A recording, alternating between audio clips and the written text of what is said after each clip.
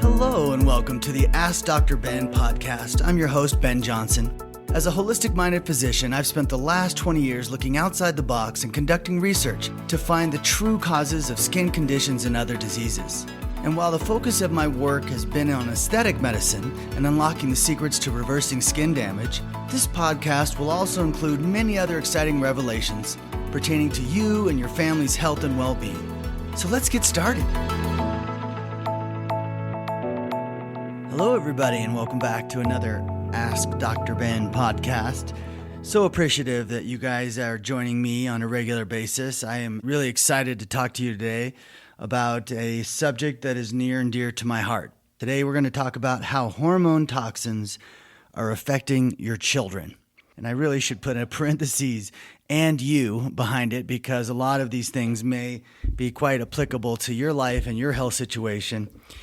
And yeah, this is so critical to me because we're talking about generational changes in how our bodies are impacted. And I mean, this goes very deep to fertility and just a lot of pain and suffering that I think is going on right now in the world today with people who don't realize why they're experiencing what they're experiencing. And so I'm going to do my best in today's 30-minute segment to dive deep for you into the reasons why our children are being dramatically affected by our current toxic environment.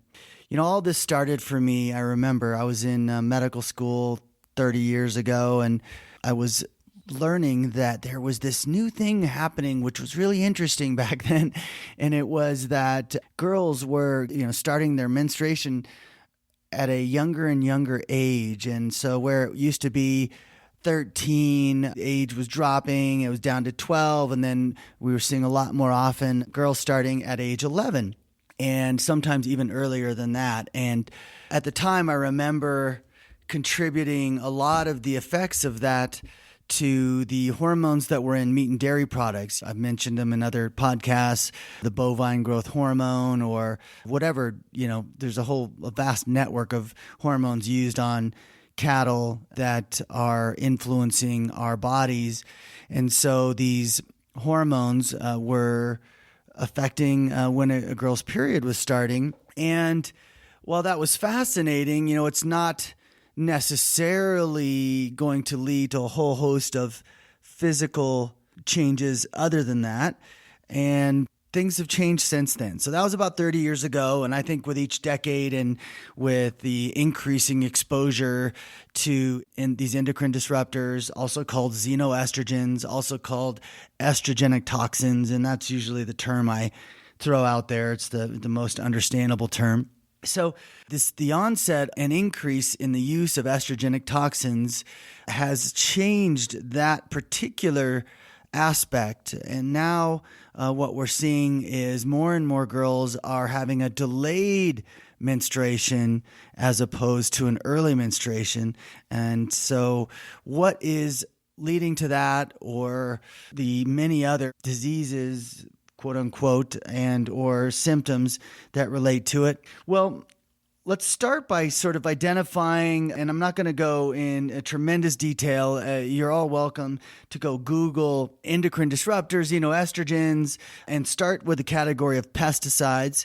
As I've mentioned, pesticides are used in massive quantities in the United States for reasons that are baffling when you consider the comparison of their use to other countries. And it's not to say that other countries aren't using them. There are a few countries out there and around the world that don't subscribe to pesticide use in a significant way. But certainly most Western cultures are pesticide heavy. And a lot of those pesticides resemble estrogens. Remember how this works. A toxin can have a lot of different effects on the body. Last week we were talking about how toxins impact the microbiome, but they can also have hormone mimicking quality to them. And what's interesting about that is they never work in the same way. So if you can imagine, there are maybe 100 different estrogenic toxins that are spreading around our communities and in our food, in our water, in the air. And they are affecting different aspects of the various estrogen receptors in the body. It's the best way I can understand it. I don't think there's been a lot of research on this, so there's not a real good way to know the exact impact and why this varies. But you're going to see that there's a confusing picture sometimes, because sometimes an estrogen toxin will actually create what you might think of as an estrogen-like reaction, and sometimes an estrogen toxin will create a masculinizing reaction. And I oftentimes hear the term that women have estrogen toxicity, but I think a lot of physicians assume what that means is they have an overwhelming amount of estrogen in their system. And for a lot of people, they can attribute the phytoestrogen community of ingredients and plants like soy to this condition. I don't. I will tell you that I think soy is a poison because of the GMO nature of it. And I think soy has estrogen influences in the body. And I don't know but is it black cohosh or some other ingredients out there that women take for menopause? All of those have estrogen influence to them, but they do not activate receptors. They're not toxins in the body. And somebody who has, a history of breast cancer that with estrogen positive receptors certainly should consider staying away from these plants or ingredients that may push the body towards a more estrogen environment.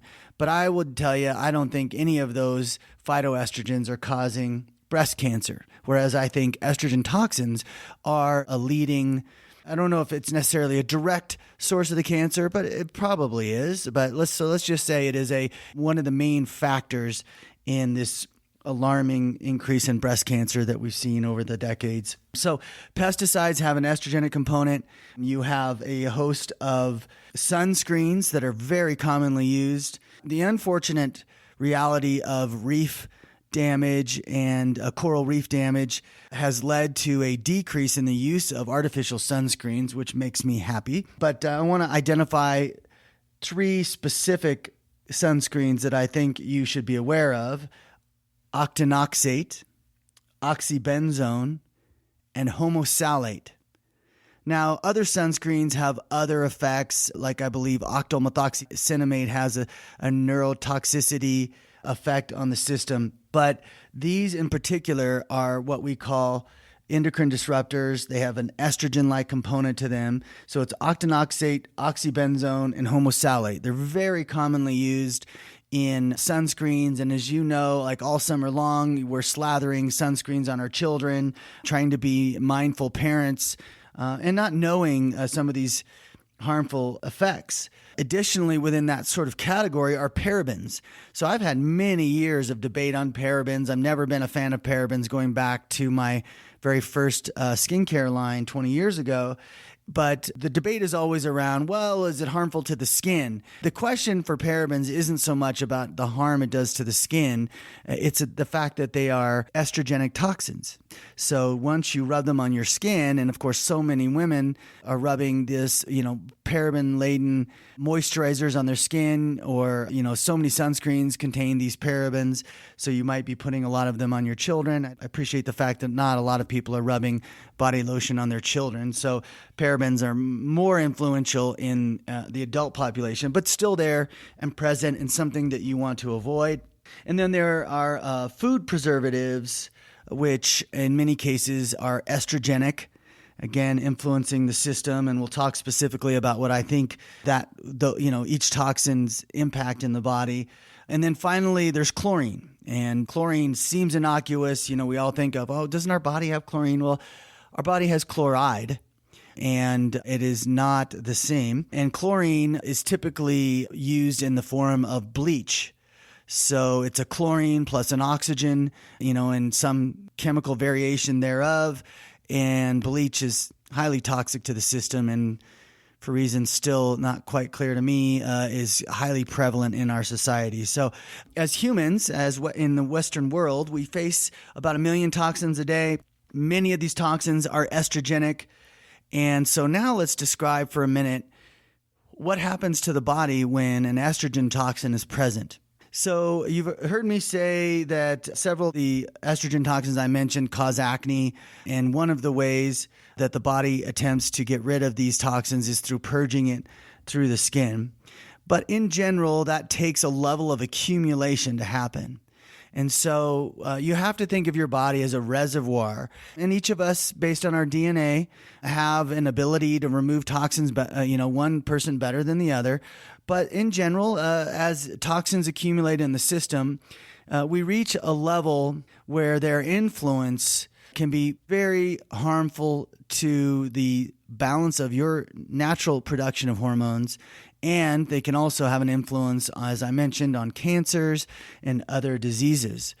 So what's unusual about being estrogen toxic is you're actually low in estrogen.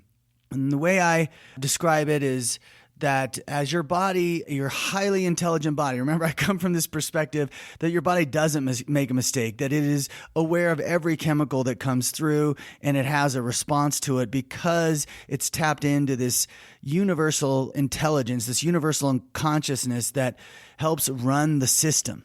Remember, we have all those 65 trillion different bugs in our system that don't have our DNA, that are not pre-programmed to do some function. They are literally within the system. They're a symbiotic relationship and they help keep things going. That in and of itself is proof that the cells of the body are tapped into a universal understanding of how things work and a shared knowledge of what do we do next. So when the body does something, it does something in consideration of every cell in the body. So that's my take. And when the body sees an alarming level of estrogen toxicity, it's probably going through a series of thought processes, if you will. Have we reached a level now where this person's risk of developing cancer is alarmingly close? That I think the body actually takes that into consideration. Have we reached a level of estrogen toxicity where other bad things could happen if I don't address the issue? So I believe the body intentionally lowers your estrogen output in response to the exposure of estrogenic toxins. And it may do this through production of the estrogen, wherein you see an actual lowering of your estrogen. And I know many, many women who, they talk about their early menopause coming on. That is the direct result of estrogen toxicity. And so they go and get their estrogen levels checked and they find, lo and behold, they have low estrogen.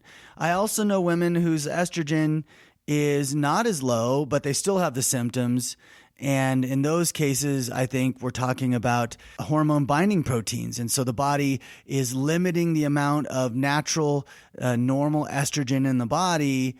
And this could be in the form of, estrogen, estradiol, estriol, the various forms of estrogen. And I would assume that these different estrogenic toxins influence the different types of estrogen specifically. But again, there's just been no research on this. No one has the incentive. And from what I can tell, no one's diving deep.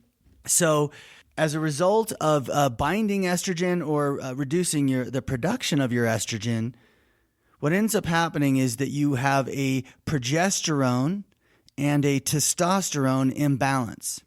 And I don't want to confuse that with an overproduction. Occasionally you can develop a tumor that may result in you overproducing progesterone or testosterone.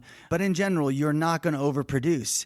But your body has a very specific balance to it.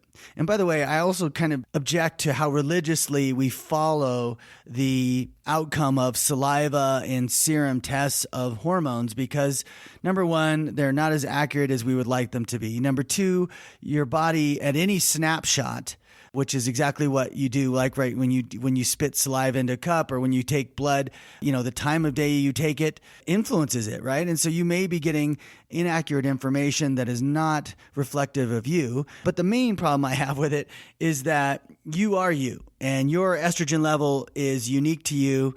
And even though we try to say this is where we generally see women age 50 or, if you're talking even about, younger kids, this is where we see a 20-year-old's estrogen level and you fall below that. So therefore, you should take supplemental estrogen. Now, I'm not a fan of that. We're not going to get caught up in that story today. But, I generally believe that the way to restore hormone balance in your body is to detox your body, clear the estrogenic toxins out of it. So, as a result of having low estrogen, what does that look like for people? What kind of changes are happening? And specifically, how is that influencing our children? So let's just dive right in. I'm going to start with boys first. You might think that boys don't have a significant influence from estrogenic toxins. You are right to some degree. The men have less obvious symptoms of estrogen imbalance, but I want to cover a few of them for you because they may make sense for your children or for your siblings' children or whomever. And like I said, this can also be applicable to adults, but it's most concerning to me in the young because then they have a lifetime of struggling with a host of conditions. So imagine, if you will, a young man is in his growing years. And one of the most important things that marks a healthy level of balance in a young man is reaching puberty. And we don't typically see a dramatic change in puberty levels, and how much estrogen toxin exposure they have is the influence here. Remember how I said it's about accumulation and about how distorting the presence of that is. But one of the signs of estrogen toxicity is early puberty and oily skin. So if your teenage boys seem excessively oily, there's a really good chance that they have estrogen toxicity. And again, remember what that means is that their estrogen production, and yes, men have that too. There's a whole balance that goes on, and the men's fat cells kind of determine a level of that. But yes, there is, men are subject to some of these things as well, and estrogen does matter in the male human. So oily skin is the result of testosterone being out of balance compared to estrogen in their system. And the same thing is true for the more quick onset of puberty. But there's a few other things that are going to follow in that. You're going to see boys be more moody, as you might imagine. Anything where you can think of, like all you have to do is Google what are the side effects of taking testosterone supplements. And you'll see more aggressive behavior is one. And so that's how I would apply that to moodiness. But what's also interesting for men, and this is where the picture gets very confusing, and I should say for boys, because the focus here is on our children today, is there is an estrogenic influence to these toxins. They're not just there sort of resonating a feminine quality.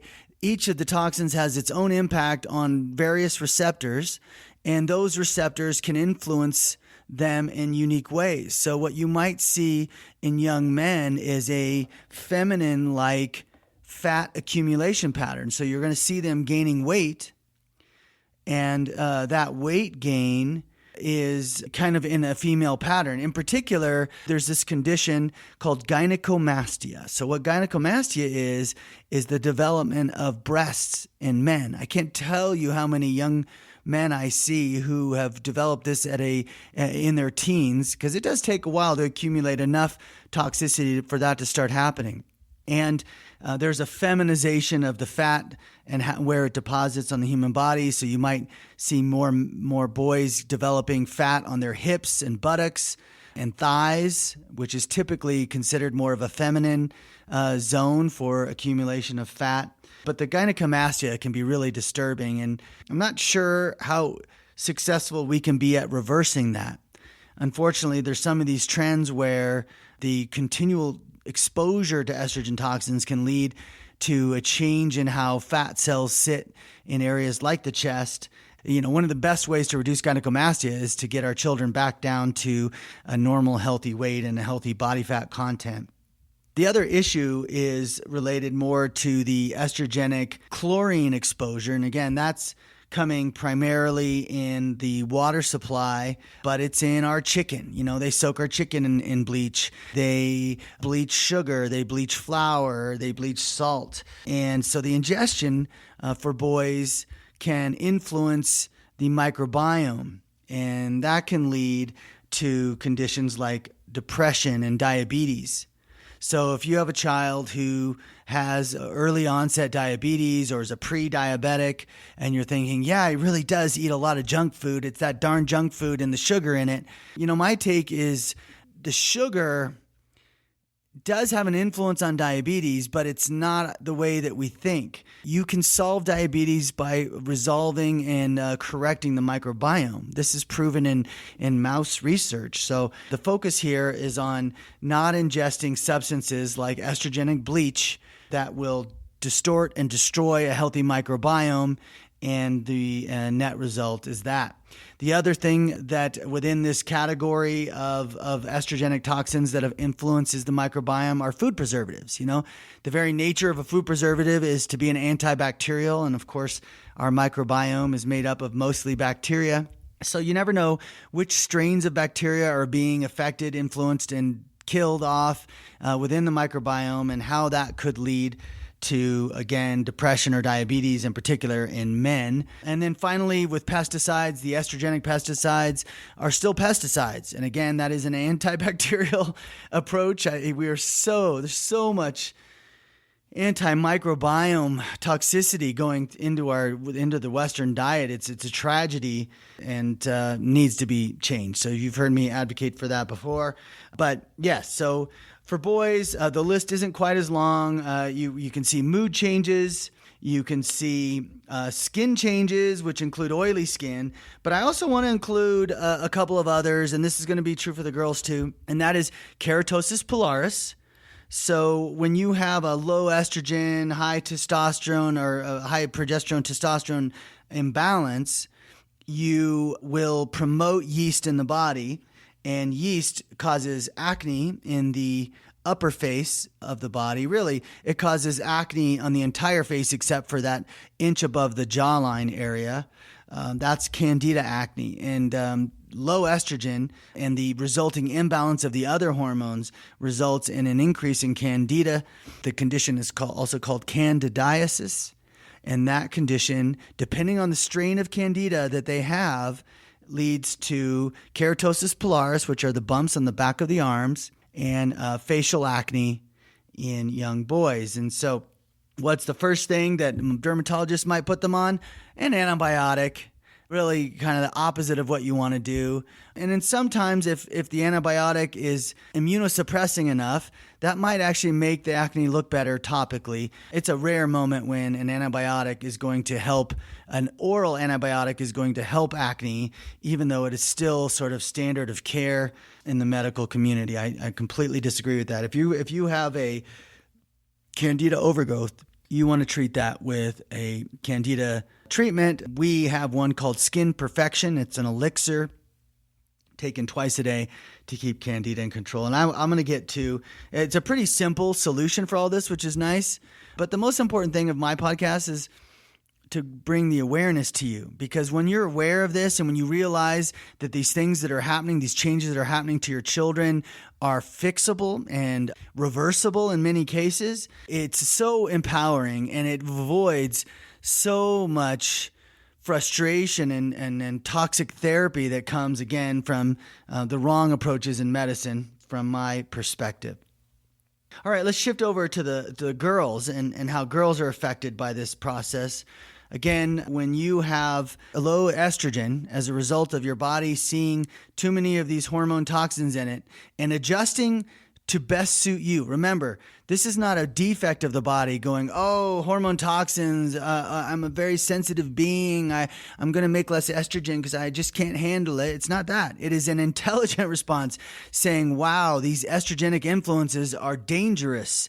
And if this body has too much estrogen floating around in it, it could lead to cancer. It could lead to changes that I know this body doesn't want. That is why your body reduces the amount of active estrogen in the system. So when you have a progesterone imbalance, that is the main trigger for candida, as we mentioned. And also in girls, they're going to have a testosterone level that's going to be normal, but again, high in the presence of a low estrogen environment. Okay, I'm hoping that's sinking in for you because it's kind of confusing. Lots of estrogen toxicity, but low estrogen production and or active estrogen in circulating through your system. And so those same candida issues are going to come up, acne in the upper face, in particular, the cheeks and the forehead or the large intestine. And you might see it around the mouth if they've got some candida developing in the rectal region. And you can always go to my osmosisbeauty.com website and pull up the skin quiz and do an analysis of your children's face to see if they have what type of acne they have and how we resolve it, usually from mostly an internal perspective. The other condition I didn't mention, and this is going to be true for boys, is eczema. Eczema is a candida problem. See, it's a different strain than acne. It's a different strain than keratosis pilaris. Candida has 56 known strains that I've seen. And so when you have low estrogen and an imbalance of progesterone as a result, you're going to promote more candida. Now, you add to that our typical children's diets, which promote candida, and that includes dairy, which increases mucus production, and it's the mucus production that promotes candida. That includes fried foods, which again forms mucus in the system and increases mucus and candida at the same time. And then you can look up, there's a host of other foods that are purported to cause an increase in mucus production. It's those two that I harp on the most because those are the ones where you can actually put some cognitive thought into your children's diet and say, you know what, I could do less fried food. Okay, I could moderate their dairy. And if you're not able to moderate their dairy, you can give them a digestive enzyme that helps them digest dairy better. But again, I go back to the concept that pasteurized dairy is why it's so challenging. Our body can break dairy down pretty darn well when it's not pasteurized. It is the pasteurization process that leads to a distortion of the lipids. It's kind of like fried food. The oils our body could digest just fine, but when we oxidize those oils, the body now begins to have trouble, and that creates a mucus forming event. As far as sugar goes, what sugar is doing is sugar is directly feeding the candida. Candida loves sugar. In fact, there's a lot of evidence to support the idea that candida releases stuff into the body that makes us crave sugar. So we find people oftentimes who have high yeast counts, because candida is a yeast, will also see an increase in sugar cravings. So that's part of what we're trying to treat. So eczema, a lot of times they're going to be prescribed steroids. Well, steroids are not treating the eczema, right? They're just lowering the inflammatory process. And I remind everybody that inflammation is not what's damaging in the body. What's damaging in the body is the original trauma. Inflammation, in almost every case, I'm sure there's probably one or two things I'm not thinking of where inflammation itself is the reason we need to watch out for it. But inflammation is a response to an imbalance in the body. It is a repair response. As I mentioned in another podcast, if you sprain your knee and your knee swells up, the inflammation isn't bad. That is your body trying to repair that tear in your ligament as best it can. And it knows that if it brings in all those goodies to work on that knee, that your knee will heal faster and better than it possibly could. And it's only us in Western medicine who decided, wow, that's a big swollen knee and I know it hurts. So the best way to decrease the pain from the swelling is to ice it down. And I don't subscribe to that. I believe that you should trust the reactions of the body, and only in the most severe cases where, let's say, the swelling is compressing on a blood vessel and you need to bring the swelling down so that you don't lose a limb or something, that you want to allow the natural healing process to occur. Okay. So back to this concept of the candida and the low estrogen. So progesterone imbalanced is what stimulates that for your children. Remember, that's also true in women, adult women. So all the women who struggle with spotting and heavy bleeding, it's an estrogen toxicity. So if your teenage daughters are struggling with irregular menstrual cycles and or heavy bleeding or spotting, this is a direct result of this estrogenic toxin exposure.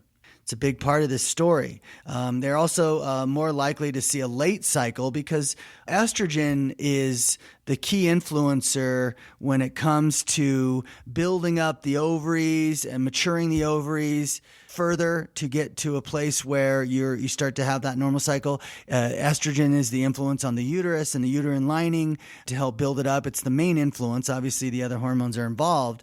But when that estrogen is low, then that process doesn't happen. The same thing might be true for adult women who have trouble with fertility, right? They can't ovulate because they don't have enough estrogen to ovulate because their estrogen is suppressed by estrogen toxicity. Onset cycle, late onset breast enlargement and breast growth. So late puberty can be a sign of this, although, they are going to have a heavier testosterone presence.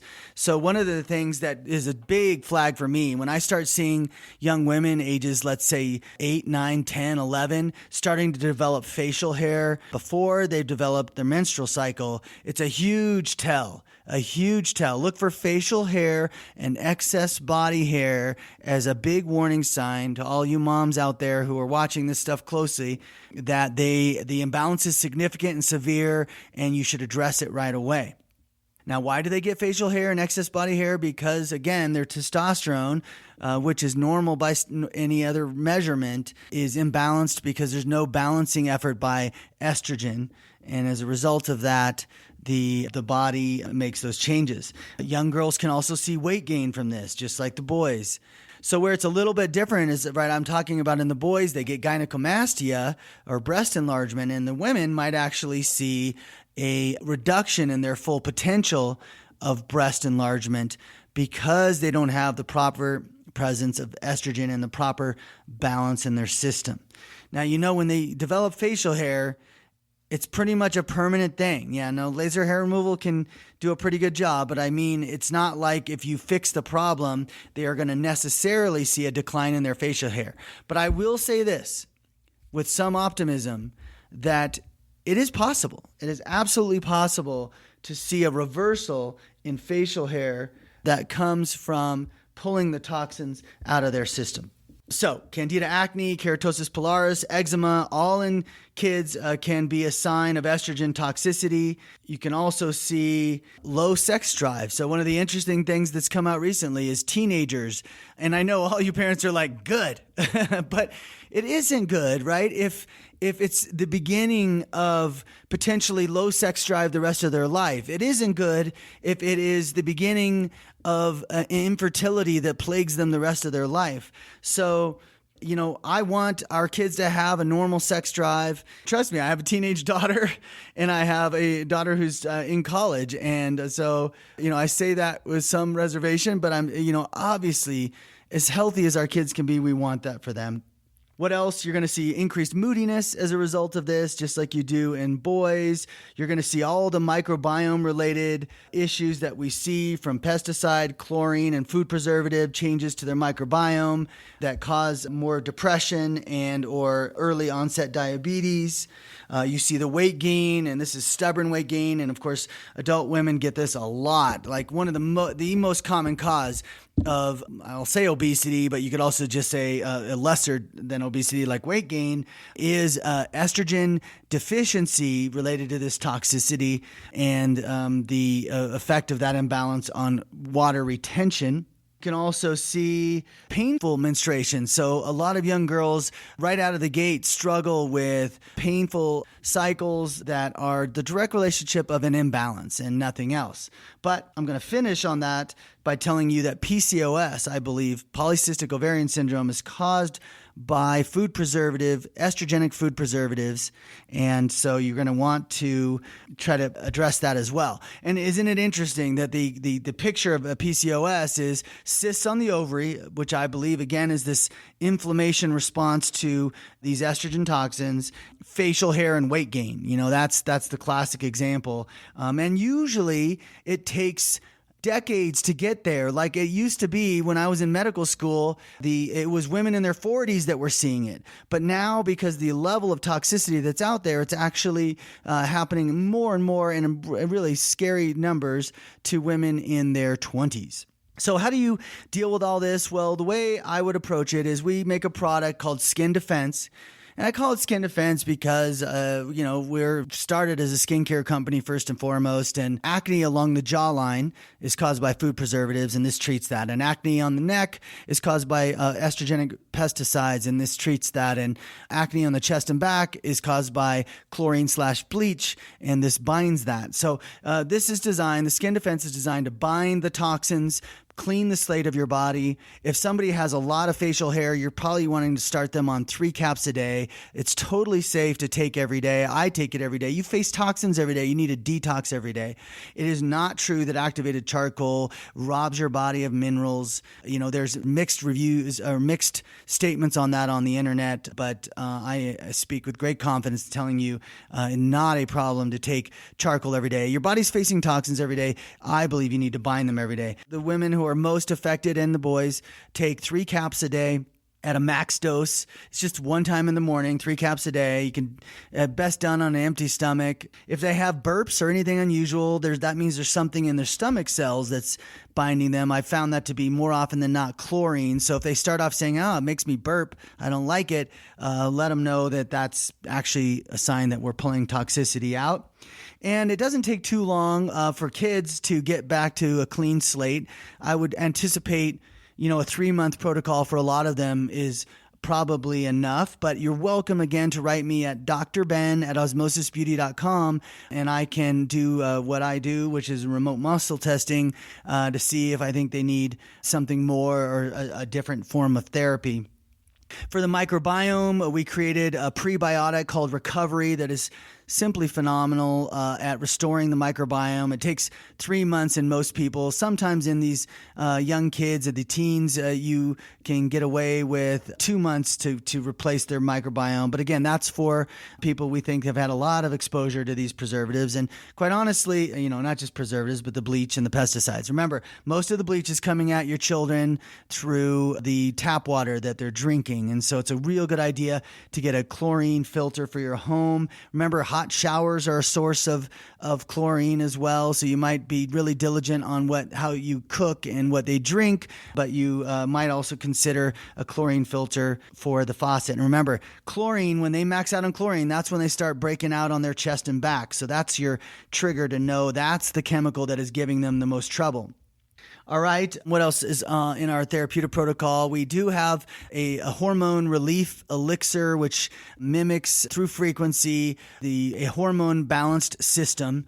We've had phenomenal success with it. Most kids aren't going to need that, but need to know that tool is available. So it makes the body feel like it has a normal complement of hormones until we actually clean their toxins out with Skin Defense, and then their body will have a balanced hormone and they don't need hormone relief anymore. So Recovery, Hormone Relief, and Skin Defense are my go-to in treating that condition. Obviously, when it comes to sunscreens, you want to avoid using any artificial sunscreens that contain the octinoxate, oxybenzone, homosalate in particular. Avoid lots of applications of anything that contains parabens in it. And if you live in a community where pesticides are unavoidable, seriously consider moving. If you're on a farm and you're actually the farmer, I feel for you guys.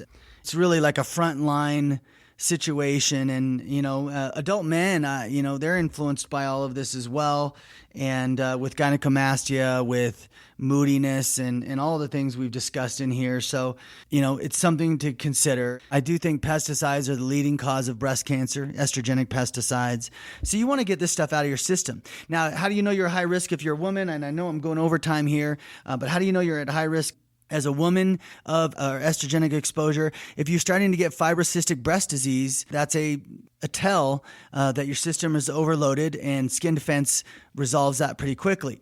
If you're somebody whose menstrual cycles are irregular, they're going to find that we can regulate those, again, Hormone Relief and Skin Defense, pretty quickly as they get older into their 20s and 30s, and or if I'm talking to you, the mom who's interested in knowing how this influences their children, then yes, you want to consider those same options. and get your system balanced. I also think this is the reason women go into early menopause. This is also the reason why menopausal symptoms exist. So, it's my take that all hormones should sunset naturally. It's built into the beautiful design of our body. But because we go into the menopause years imbalanced, highly imbalanced, with estrogen being highly suppressed by those toxins, we have menopausal symptoms. So all of this is a fix that is quite doable, and hopefully all of this information was helpful to you. We need to protect our children and make sure we're not changing things in their cells that can lead to long-term problems that plague them, both from a social status, whether it be facial hair or acne or bloating, or from purely just a participation status when they have to stay at home because they have such horrific cramping or some of the other symptoms that could be related to candida overgrowth, etc.